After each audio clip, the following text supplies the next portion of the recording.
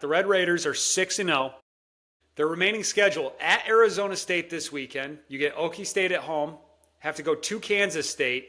BYU goes to Lubbock. UCF has to go to Lubbock. And then they end the season in Morgantown at West Virginia. Playoff predictor, ESPN has them at 71%. Instead of asking you, can they, are they a playoff contender? I want to, what kind of noise can Texas Tech make once they get in? So the Red Raiders are minus 175 right now to win the Big 12.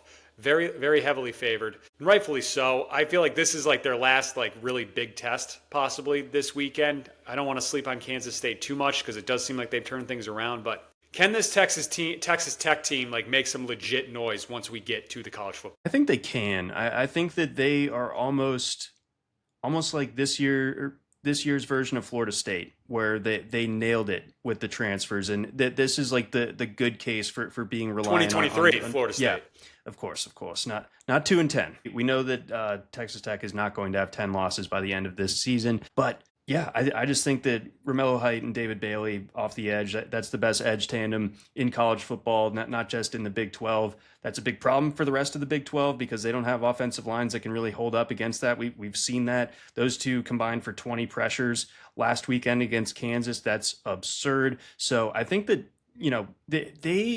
they want to be in a spot where they're undefeated, of course, but I think that they can, if they're undefeated and they get a top 4 seed, and they're on a bye, I could see them potentially getting into the college football semifinals, looking at some of the other teams that they could potentially be matching up against, an Oregon or a Georgia. I would like Texas Tech's chances against those teams. I think the defense is that good. We still kind of need to know a little bit more about this offense and this passing game, and Morton kind of being in and out of the lineup. I know that they like their backup quarterback, the young kid, everything like that, but I think Texas Tech is probably still at its best with Morton, and I still don't think that Morton is an overly high ceiling quarterback, so I don't think that this is a team that necessarily makes it to the championship game, but I would not be completely stunned if this Texas Tech team is in the Final Four.